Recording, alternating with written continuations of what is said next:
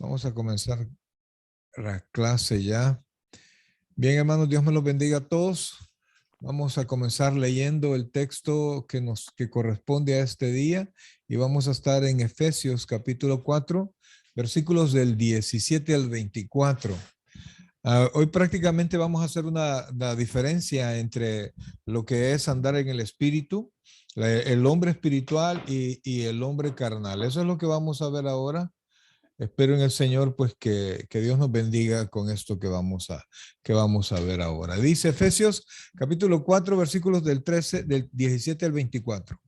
Esto pues digo y requiero en el Señor, que ya no andéis como los otros gentiles que andan en la vanidad de su mente, teniendo el entendimiento entenebrecido, ajeno de la vida de Dios por la ignorancia que en ellos hay, por la dureza de su corazón, los cuales, después que perdieron toda sensibilidad, se entregaron a la lascivia para cometer con avidez toda clase de impureza.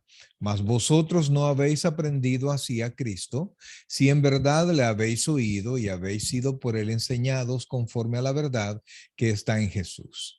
En cuanto a la pasada manera de vivir, despojaos del viejo hombre que está viciado conforme a los deseos engañosos y renovaos en el espíritu de vuestra mente y vestíos del nuevo hombre creado según Dios en la justicia y santidad de la verdad.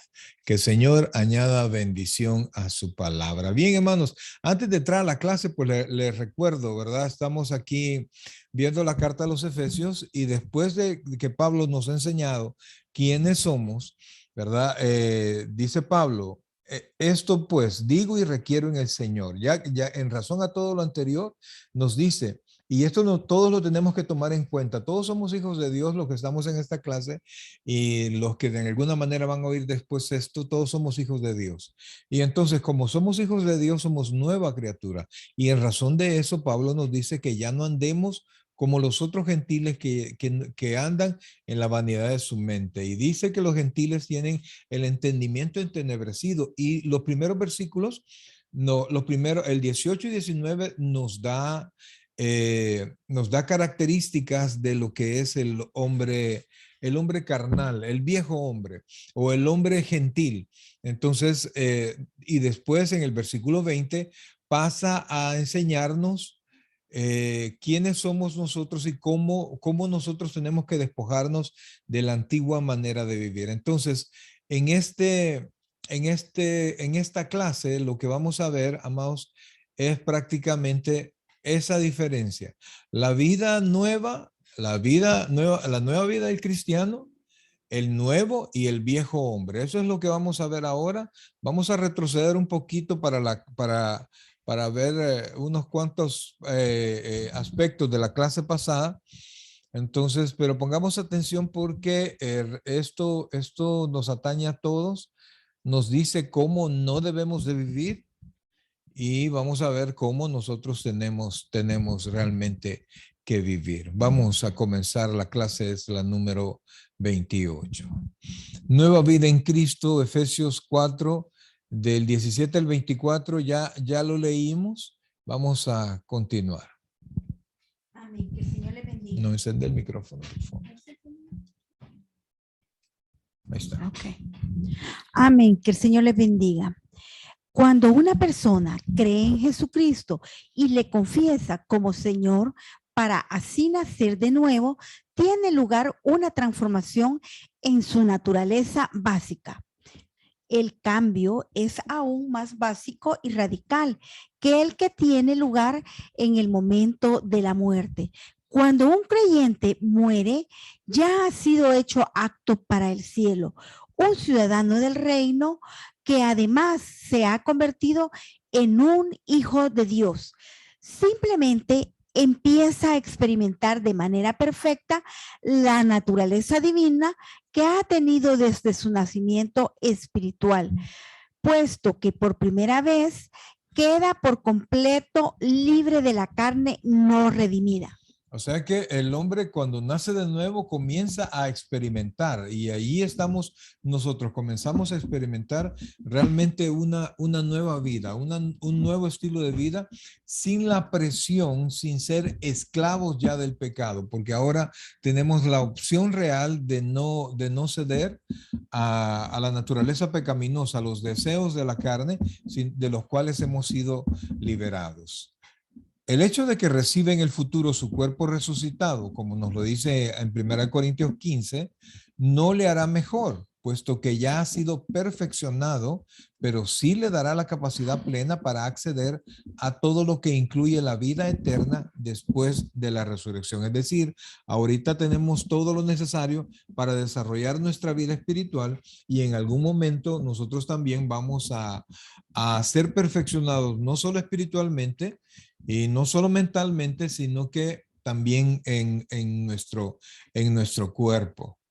Todo esto lo estamos repitiendo, todo lo que estamos hablando, y por eso lo llevo rapidito, porque lo estamos repitiendo para que podamos entrar juntos al tema. La salvación no es una cuestión de mejoramiento o perfección de algo que haya existido con anterioridad.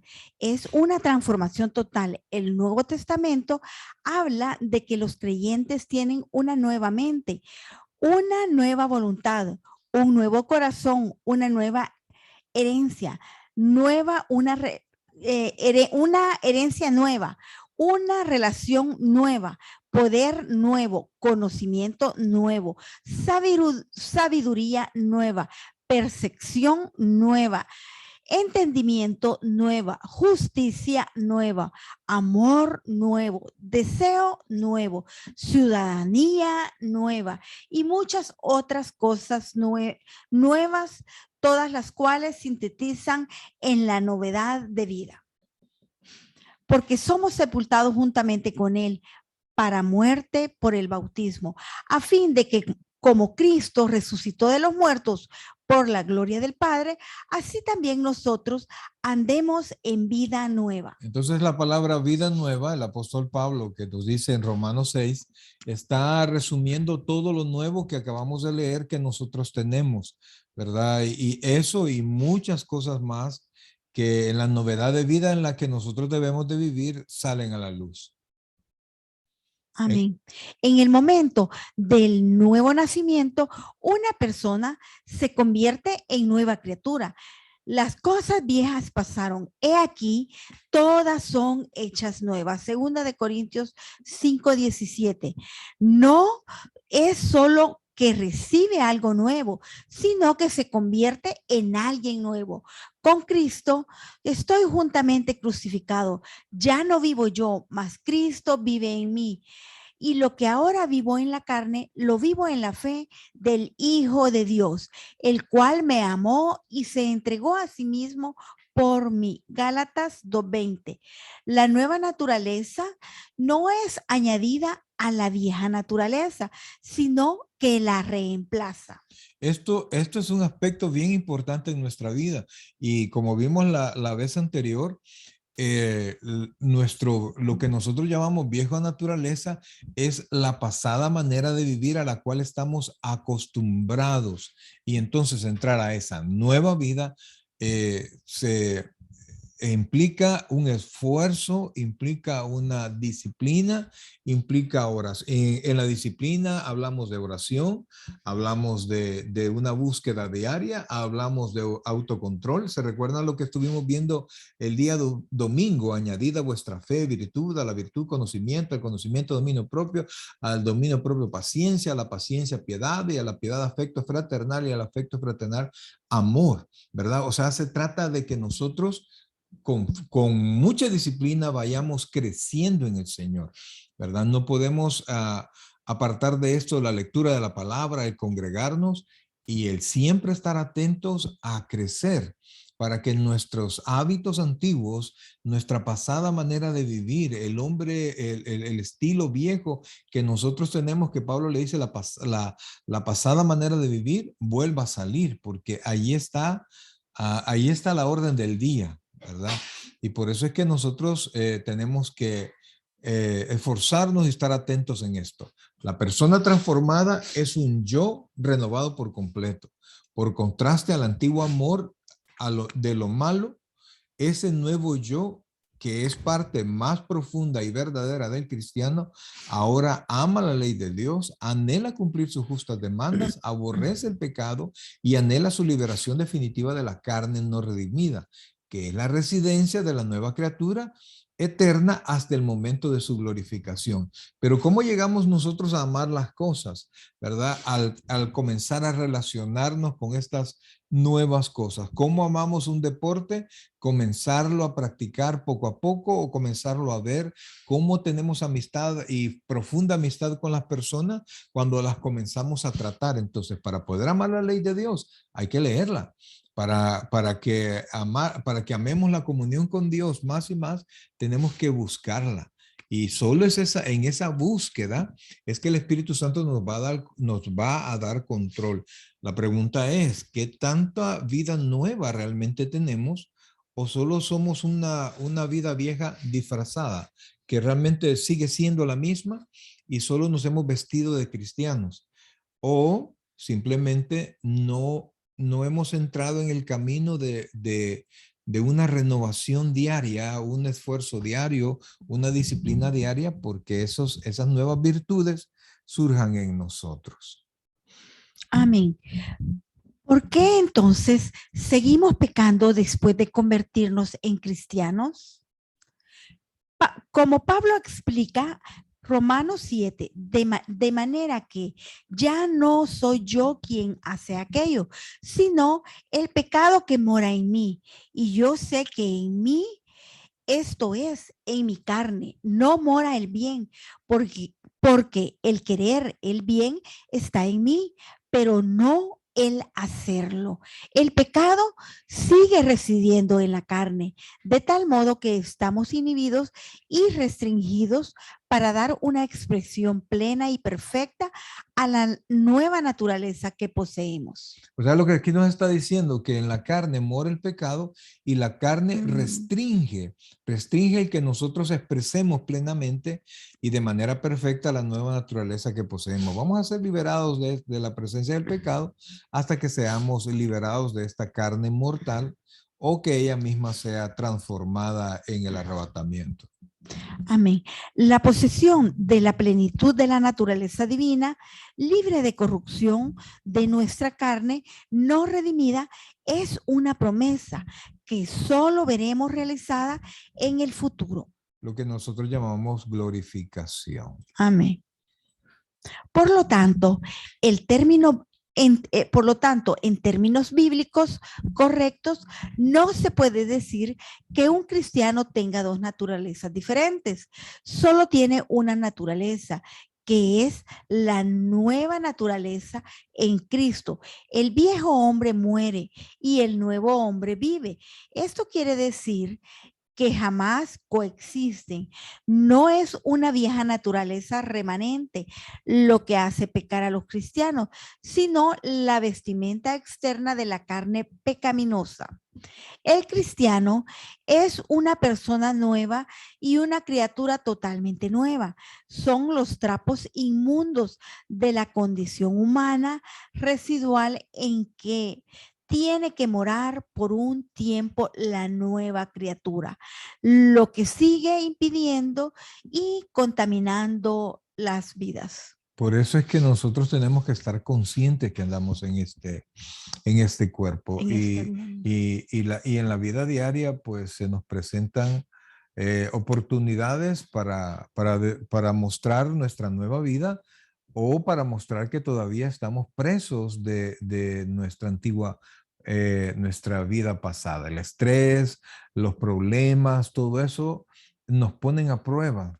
Y entonces nosotros tenemos que llegar y pensar si superamos la prueba o es que seguimos cayendo en ella, ¿verdad? Porque cada vez que seguimos cayendo en la carne, pecamos y el pecado tiene siempre su consecuencia. El creyente en la totalidad de su persona es transformado, pero aún no es perfecto del todo. tiene un pecado que reside, pero que ya no reina sobre su vida. Ha dejado de ser el viejo hombre corrompido y ahora es el nuevo hombre creado en justicia y santidad, aguardando la plenitud de su redención. Amén. Entonces, eso es lo que estamos, pero definitivamente que es una lucha diaria, porque como dice la lectura, ¿verdad? Los trapos inmundos que son nuestra carne no tomen control de nuestra vida y de nuestras respuestas. En Efesios 4, Pablo hace dos llamados basados en el hecho de que los creyentes son nuevas criaturas. El primero da inicio al capítulo. Yo pues os ruego que andéis como es digno de la vocación con que fuisteis llamados. El segundo introduce el texto presente en el que Pablo contrasta el andar del incrédulo y del perverso con el andar del cristiano espiritual. Da continuidad al contraste con las palabras por lo tanto y pues mostrando la respuesta y reacción adecuada del cristiano frente al hecho de ser nueva criatura. Es un reto, amados. Día a día. Es un reto diario. Es un reto que desde que nos despertamos, desde que planificamos nuestro día, desde que tomamos todas nuestras decisiones, la carne quiere tomar ventaja, pero el nuevo hombre también. Y es el Espíritu Santo quien nos potencia para hacer lo bueno, pero definitivamente que para que el Espíritu Santo actúe, nosotros tenemos que estar en una intención espiritual de vida, no en una intención carnal. Y de todo esto vamos a dar cuenta, como hijos de Dios vamos a dar cuenta. Bendito sea Dios que ya no nos vamos al infierno porque somos nueva criatura. Pero tenemos que dejar que esa nueva criatura gobierne, tome el control de nuestra carne también. Amén. Todo esto apunta al hecho que una naturaleza cambiada demanda un comportamiento cambiado. Es como si el apóstol dijera, en vista de que Dios ha creado una entidad nueva y maravillosa llamada la iglesia, y a causa de esta creación única, con su carácter único de humildad, de unidad, perdón, Humilde. de único de humildad, su investidura única de poder con dones espirituales, su unidad única como el cuerpo de Cristo y su necesidad de ser edificada en amor. Aquí les presento la manera como cada creyente debería vivir al ser miembro de la iglesia. O sea que Pablo, es como que Pablo dijera, en vista de todo lo que Dios ha hecho, en vista de todo lo que Dios nos ha dado, en vista de ser parte del cuerpo de Cristo, entonces yo les muestro cómo deberíamos de vivir. Entonces, eso prácticamente es el contraste que el apóstol Pablo hace del versículo 17 hasta el 24 de Efesios 4. Pablo pasa de lo general a lo específico, dando primero 4 características del andar del viejo hombre. 1, fútil en lo intelectual. 2, ignorante de la verdad de Dios. 3, insensible en lo espiritual y moral. 4, depravados en su mente. Y luego 4 características de la manera de andar del nuevo hombre. 1, cristocéntrico. 2, conoce la verdad de Dios. 3, liberado del viejo hombre. 4, convertirse en el nuevo hombre. Amén. Eso prácticamente es lo que vamos a ver. Esta noche, en cuestión por razón del tiempo, solo vamos a ver las características del andar del viejo hombre y vamos a ver con cuáles nosotros coincidimos, ¿verdad? Que nosotros continuamos andando así. Efesios 4:17 nos dice, esto pues digo y requiero en el Señor, que ya no andéis como los otros gentiles que andan en la vanidad de su mente, teniendo el entendimiento entenebrecido, ajenos de la vida de Dios por la ignorancia que en ellos hay, por la dureza de su corazón, los cuales después que perdieron toda sensibilidad, se entregaron a las lascivias para cometer con avidez toda clase de impureza. Amén. Él, pues, se refiere Se refiere a este pues, ¿verdad? El pues. el pues se refiere es acerca de nuestro llamamiento supremo en Jesucristo, puesto que somos llamados a salvación. Debemos ya dejar de andar como otros gentiles. No podemos llevar a cabo la obra gloriosa de Cristo si continuamos viviendo de la misma manera que el mundo vive. Estamos llamados a ser diferentes. La palabra etnos, de donde viene la palabra derivada etnia o grupo étnico, y se relacionaba en sentido racial, y étnico con todos los no judíos, en sentido religioso con todos los paganos. Entonces, cuando dice gentiles, se refiere a todas las personas, se refería a todas las personas que no son judías, y además en sentido religioso a los que no eran creyentes en Dios, pero ahora como cristianos es exactamente lo mismo. No hablamos de los no judíos, hablamos de los no cristianos, y hablamos de los impíos, y hablamos de los creyentes. En Primera de Tesalonicenses, Pablo emplea el término en su significado pagano, cuando se refiere a los gentiles que no conocen a Dios. Y ese es el sentido en que lo usan en nuestro texto presente. Representa aquí a todas las personas paganas, impías y no regeneradas. Entonces, y lo que Pablo nos está llevando a ver es que nosotros como cristianos, como hijos de Dios, no debemos vivir de la misma manera como viven los gentiles. La iglesia de Efeso estaba ubicada en una ciudad no solo pagana. El filósofo griego Heráclito del V siglo antes de Cristo, siendo pagano él mismo, se refirió a Efeso como la oscuridad de la vileza, donde la moral es más baja que la de los animales. Los ciudadanos de Efeso solo son aptos para morir ahogados. Eso lo dijo un filósofo que vivió 500 años antes de nuestro Señor Jesucristo, ¿verdad? Se llamaba Heráclito. Y entonces, pero al ver las características de las que Pablo habla en sus cartas, nos damos cuenta que Éfeso siguió con las mismas características y peores. Pablo procede a dar 4 características específicas del estilo de vida impío y pagano que los creyentes deben abandonar. La vida mundana es fútil en lo intelectual, ignorante de la verdad de Dios, insensible en lo moral y espiritual, y depravada en el aspecto mental. Número 1. Fútil en lo intelectual. Las personas no regeneradas viven en la vanidad de su mente. El estilo de vida se centra en la mente. Pablo habla del entendimiento e ignorancia, aprendizaje y enseñanza, y de la mente y verdad, los cuales están relacionados con el intelecto. Si los incrédulos y los cristianos piensan diferente, deben actuar diferente.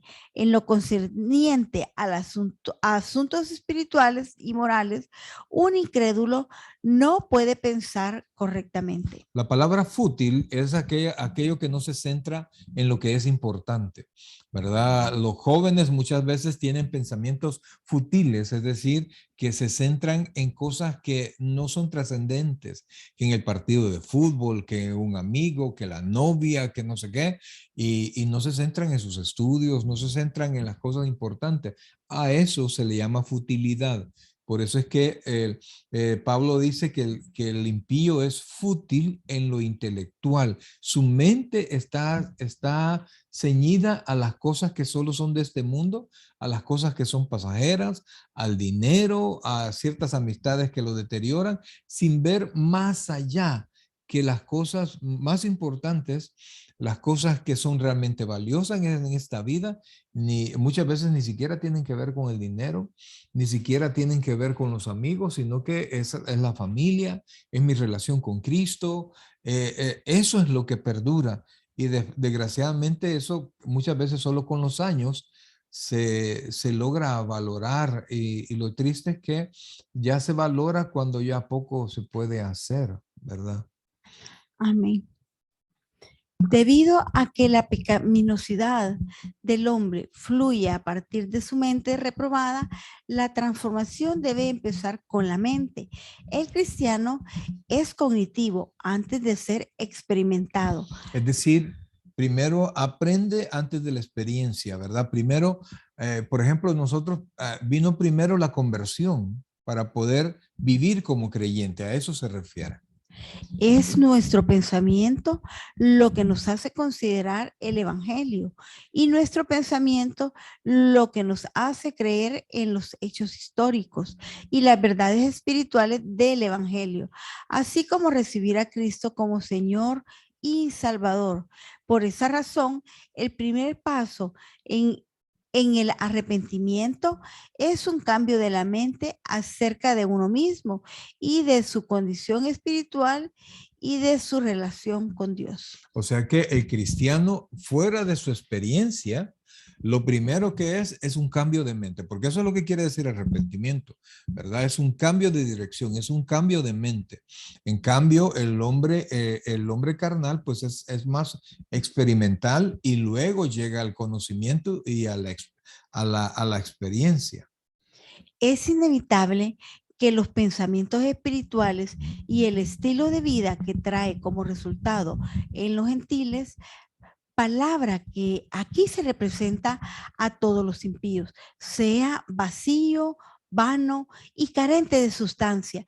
La vida de un incrédulo que está destinada a la trivialidad absoluta. Dice, la vida de un incrédulo está destinada a la trivialidad absoluta en pensamientos y acciones. Consume sus energías en pos de metas puramente egoístas, en la acumulación de lo que no pasa de ser temporal y buscando satisfacción en lo que de por sí es engañoso y decepcionante. Por eso es que hay siempre un sentido de frustración, ¿verdad? Porque lo que realmente es importante pasa a segundo plano. Tras una vida en la que se experimentó toda clase de ventajas y placeres mundanos, el hombre más sabio, rico y favorecido del mundo antiguo llegó a la conclusión de que la vida mundana es vanidad y aflicción de espíritu. ¿Saben quién era este personaje?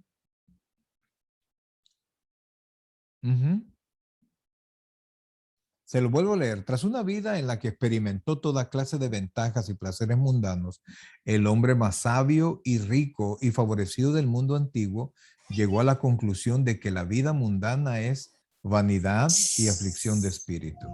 Salomón. Correcto.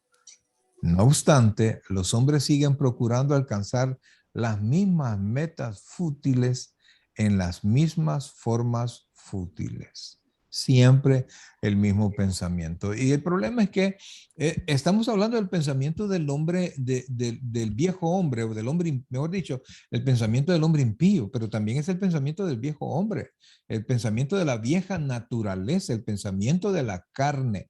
Entonces, por eso es que a la hora de actuar, tiene que privar la nueva naturaleza, tiene que privar los pensamientos de Cristo, tiene que privar las miras de Cristo. Y solamente cuando nosotros pensemos como Dios piensa, valoremos como Dios valora, vamos a poder comprender o asimilar la bendición que Dios tiene para nosotros. De otra manera, todo lo vamos a monetizar, todo lo vamos a hacer demasiado práctico y no le vamos a dar vida o no le vamos a dar valor a lo que realmente nos da vida a nosotros. Ahora, número 2. Ignorante de la verdad de Dios. Su pensamiento no solo es fútil, sino que carece de toda advertencia espiritual. andan teniendo el entendimiento entenebrecido, ajenos de la vida de Dios por la ignorancia de que en ellos hay, por la dureza de su corazón. Entonces, dice Pablo sostiene que el hombre, el hombre carnal está lejos, es ignorante de la verdad de Dios, pero da esta ignorancia a la dureza de su corazón. Es una actitud de su espíritu, es una actitud de su corazón por la cual el hombre es ignorante, no quiere aprender nada de Dios. Amén. En nuestra época, las personas con títulos universitarios se cuentan por cientos de millones y nuestra sociedad, al igual que la Grecia antigua, se enorgullece de su ciencia, tecnología, literatura, arte y demás logros de la mente. Para muchas personas, el ser llamados ignorantes es un insulto más grande que el ser llamado pecador. No obstante, el punto de Pablo en este pasaje es que la ignorancia y el pecado son inseparables. Y ya vamos a ver por qué para Pablo la ignorancia está unida, como dijimos, la ignorancia está unida al pecado y no se separan porque habla de la ignorancia de las cosas de Dios. Los incrédulos, cierto es que nunca pueden llegar al conocimiento de la verdad. La humanidad caída tiene una incapacidad intrínseca para conocer y comprender las cosas de Dios. Cuando hablamos de incapacidad intrínseca, se refiere a una incapacidad en sí mismo. O sea que por más que ellos se esfuercen, en algún momento no van a poder porque en esencia su foco, su interés está puesto en otras cosas. Las únicas cosas que en realidad merecen y necesitan ser conocidas, cuando los hombres rechazaron a Dios, se envanecieron en sus razonamientos y su necio corazón fue entenebrecido. La futilidad y necesidad intelectual se combinan como parte del castigo del pecado. Vean este párrafo, por favor. Dice, los incrédulos, cierto es que nunca pueden llegar al conocimiento de la verdad. La humanidad caída tiene una incapacidad intrínseca, como dijimos en sí mismo, para conocer y comprender las cosas de Dios. Las únicas cosas que en realidad merecen y necesitan ser conocidas. ¿Cuáles son las cosas de Dios? Cuando los hombres rechazaron a Dios, se envanecieron en sus razonamientos y su necio corazón fue entenebrecido.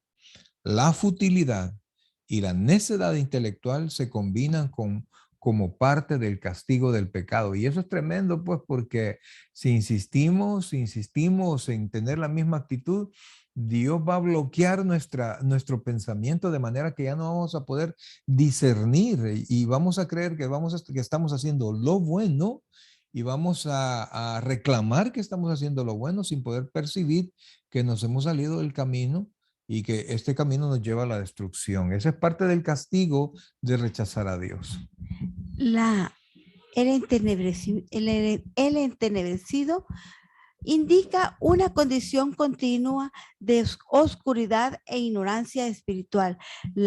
Esta oscuridad implica ignorancia e inmoralidad y la oscuridad en el entendimiento va de la mano con la exclusión irremediable de la vida de Dios. Entonces, oscuridad e ignorancia espiritual van juntas y todo es por el rechazo de Dios. La causa de sus tinieblas, ignorancia y separación de Dios es la dureza de su corazón, su determinación voluntariosa a permanecer en pecado. Amén. Puesto que los hombres determinan rechazarle, Dios a su vez determina de forma judicial y soberana enceguecer sus mentes, excluirles de su presencia y ratificarles en su ignorancia espiritual. Pues habiendo conocido a Dios, no le glorificaron como a Dios, ni le dieron gracias. Explica Pablo acerca de la humanidad caída. Profesando ser sabios, se hicieron necios, por lo cual También Dios los entregó a la inmundicia en las concupiscencias de su corazón. Fíjense que yo los invito a que ustedes puedan leer el capítulo 1 de la carta a los romanos, y si quieren el 2, pero en esencia el 1, y habla de la pecaminosidad del hombre, ¿verdad? Y de lo irremediable de la maldad de su corazón. Y no estamos hablando de que el hombre que no conoce a Dios es asesino, o que toda la gente que no conoce a Dios es sumamente mala en su conducta.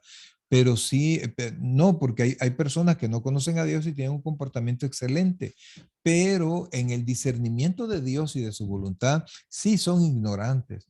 Y muchas veces se acercan a nosotros que quieren aprender, pero descontinúan su aprendizaje y nunca llegan al aprendizaje y nunca llegan a la transformación, porque en verdad su foco, su atención, su interés es otro, ¿verdad? Las cosas de esta tierra, las cosas, como para ocupar una palabra que ha estado ocupando el estudio, es fútil, no se centran en lo que realmente es importante. Satanás juega un papel parcial en la ceguera de aquellos que se rehúsan a creer, porque el Dios de este siglo cegó el entendimiento de los incrédulos para que no les resplandezca la luz del Evangelio de la gloria de Cristo, el cual es la imagen de Dios.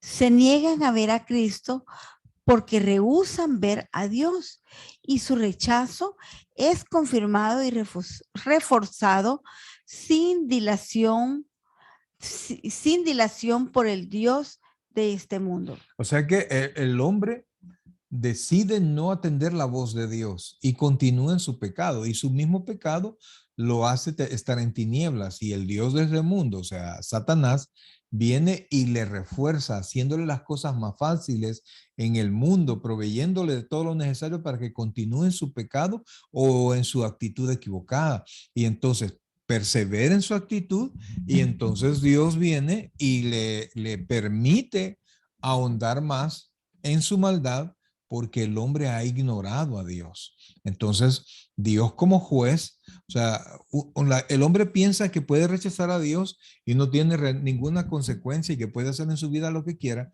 pero no se da cuenta que esa misma idea que va creciendo en él de ser su propio Dios es resultado, primero, de su rechazo a Dios; segundo, de que Dios le suelta, y que Satanás viene y le termina de oscurecer el pensamiento.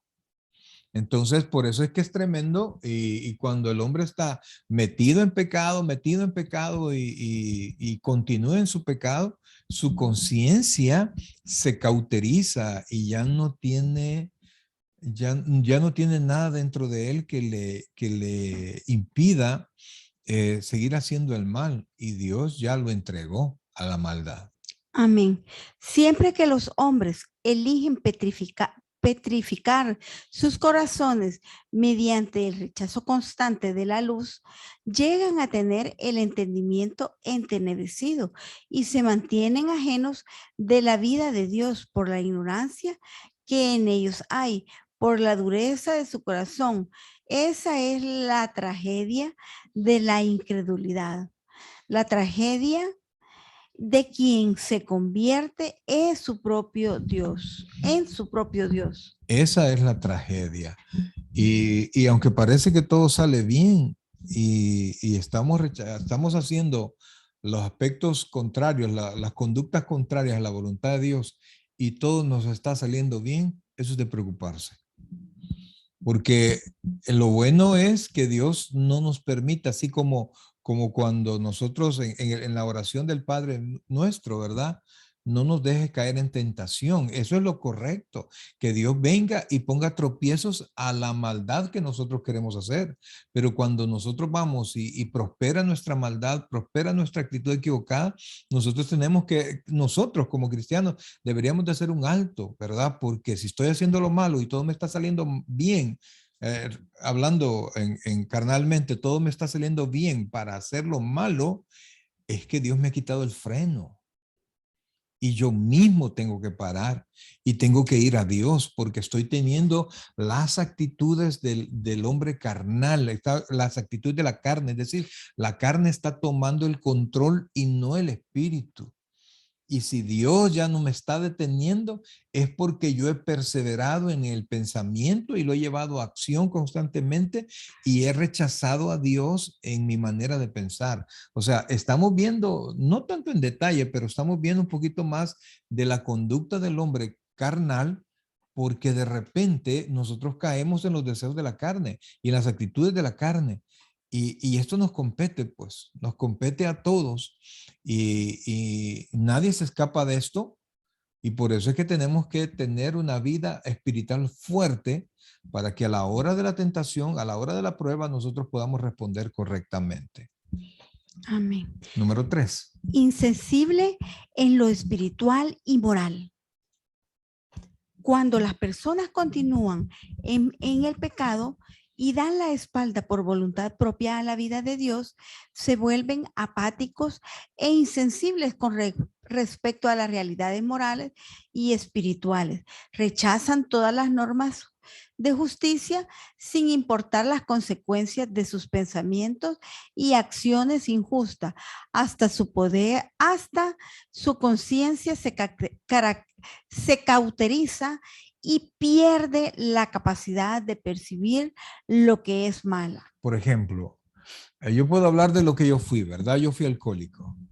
Y en algún momento de mi vida yo pensaba que estaba bien y que era bueno y que no había ningún problema, pero seguía avanzando en mi alcoholismo y entonces me empecé a dar cuenta que mi alcoholismo estaba dañando mi relación laboral, estaba dañando mi relación familiar, estaba dañando a mis hijos, estaba dañando mi reputación y yo perseveraba en eso, o sea, de tanto yo mismo querer seguir en el alcohol, no, hasta rechazaba las consecuencias y no me importaban las consecuencias y puse en riesgo prácticamente todas las cosas que son importantes en mi vida. Así son todas las cosas. Así es el hombre, por ejemplo, que ha comenzado una actitud, una relación ilícita, ¿verdad? Que ha comenzado a coquetear un esposo, que ha comenzado a coquetear con otra persona, sabe que se puede meter en problemas, pero cada vez la atracción va siendo más.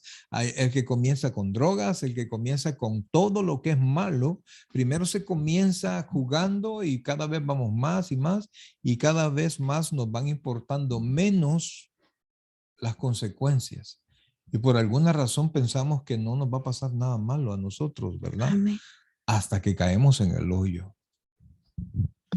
Nuestra sociedad llena de maldad está tan determinada a no dejarse descubrir por lo que es, que se sostiene inconmovible mientras su propia vida y vitalidad le son arrancados sin tregua por los pecados y la corrupción a los que se aferran con tanto apego. Todo lo que está pasando El en mundo. el mundo, correcto, ¿verdad? Y con la libertad y que yo soy libre para decidir y que nadie se debe meter en mis decisiones y nadie me tiene que señalar mi pecado y yo puedo hacerlo.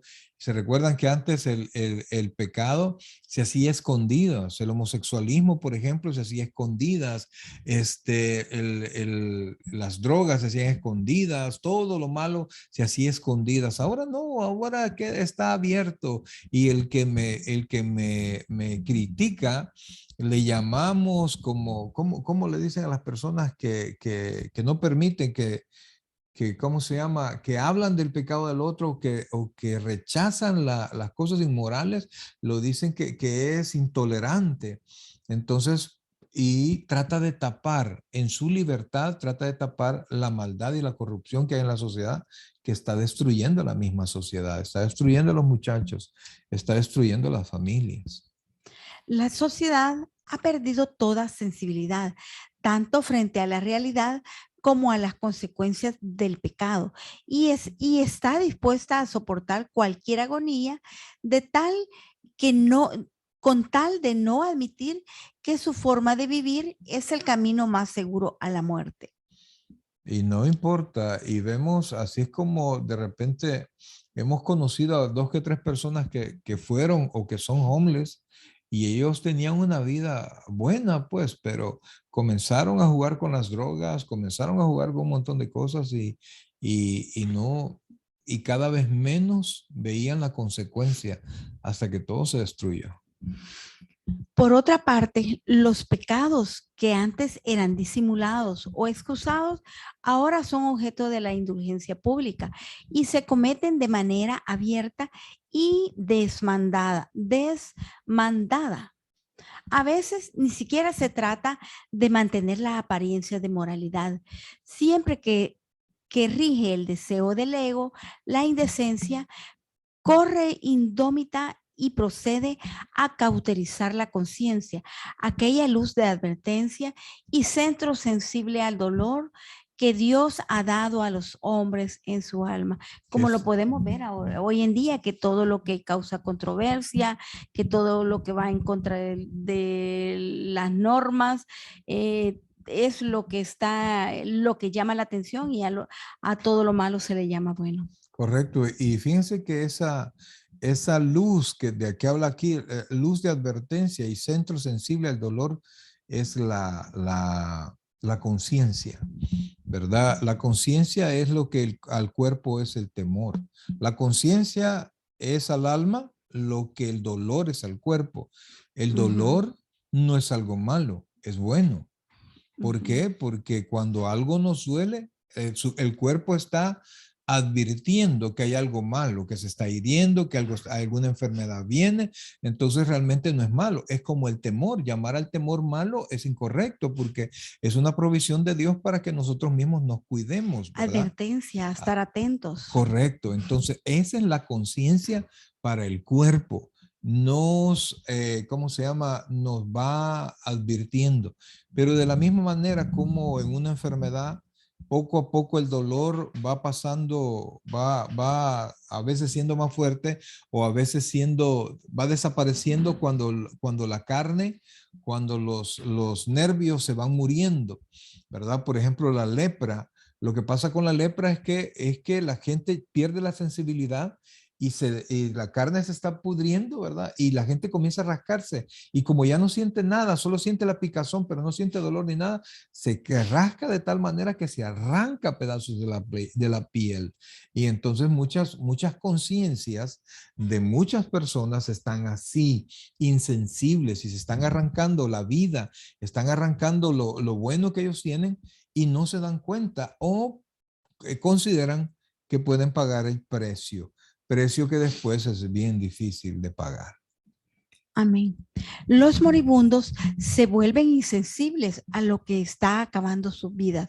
Y esto debido a que han elegido esa manera de ver las cosas, ni siquiera al ser expuestos en su vergüenza a la vista del mundo. Sus pecados son reconocidos como pecaminosos ni como la causa de una cada vez mayor y absoluta falta de sentido y de esperanza. Entonces, así como el moribundo de un vicio, por ejemplo, ¿verdad? El moribundo ¿cómo se llama? Drogas como la cocaína, sabe que se está muriendo. Mucha gente, la gente que fuma, que inhala crack, qué barbaridad, cómo se daña la nariz, cómo se va haciendo pedazos la nariz, cómo se va terminando la dentadura, pero siguen haciendo, siguen haciendo y le achacan a todo.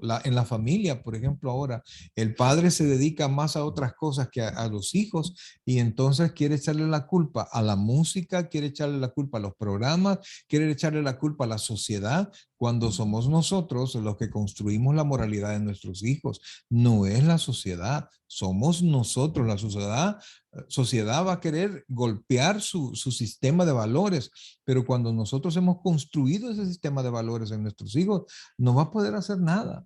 Entonces, es como lo está haciendo la sociedad, introduciendo una nueva cultura, le llaman, de música, de género musical, el cual nos está metiendo valores que van fuera de todo contexto al hombre, a la mujer, que son denigrantes, pero algunas veces nosotros, como es más fácil dejar oír o dejar hacer, siempre digo yo, es más fácil dejar hacer que dar la advertencia o prevenir que escuchen ese tipo de cosas o que vayan tomándole el gusto a cosas que no le agradan a Dios. Y no solo que no le agradan a Dios, sino que están fuera de los valores morales de una buena sociedad. Por ejemplo, me voy a meter en líos.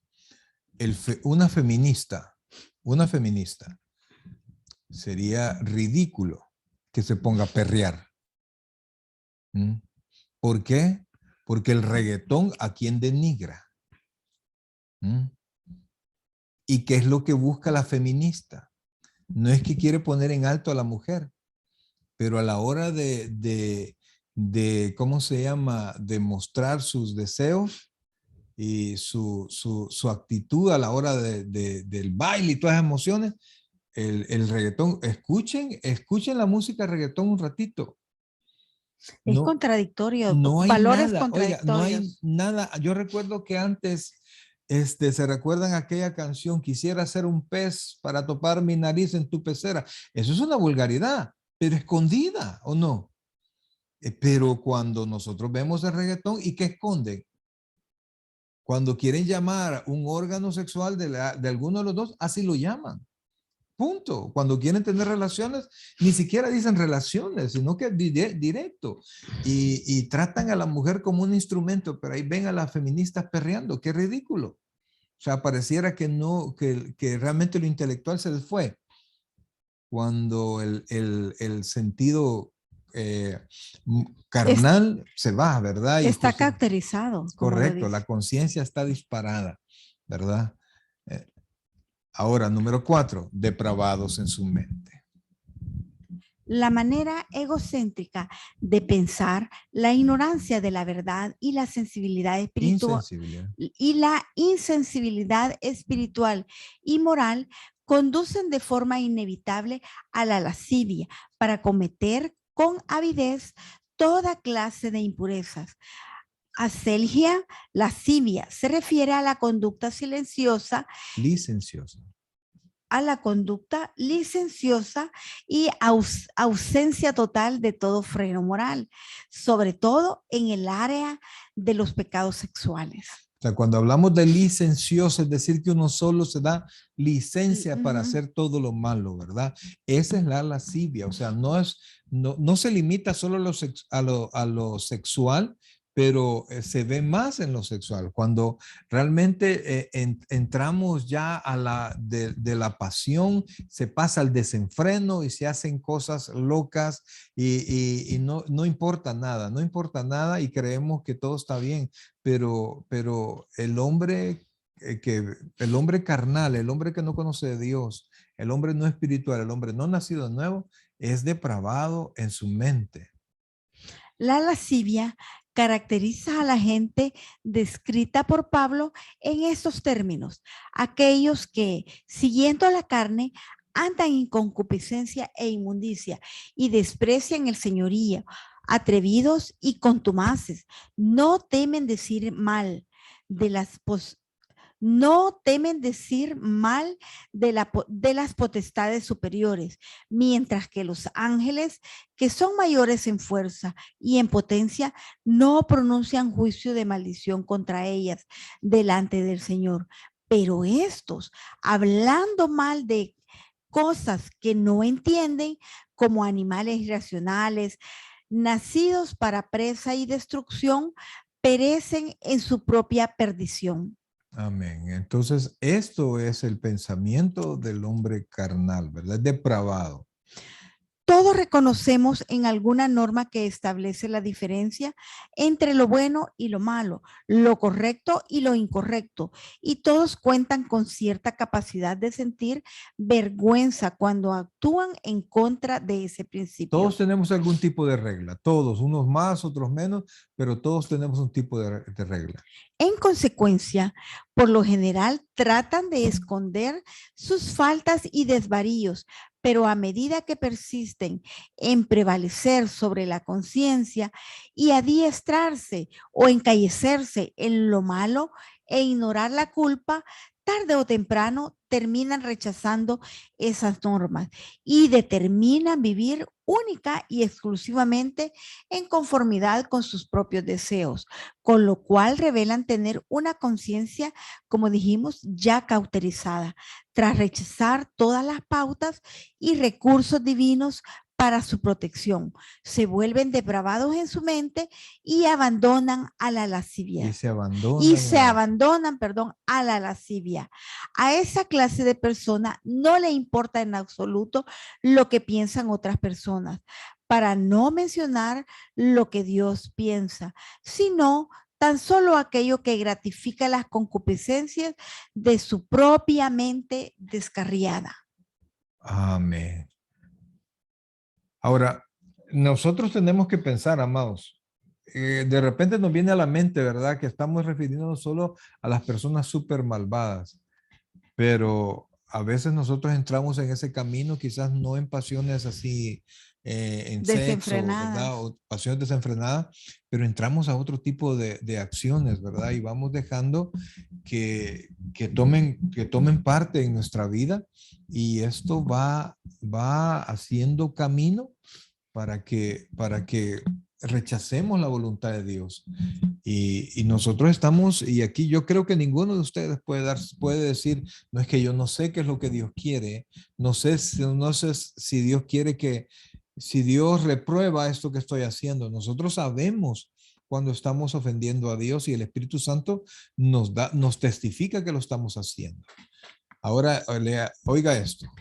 El rápido aumento en las enfermedades mentales hoy día puede verse en proporción directa con el aumento en la lascivia de todo tipo.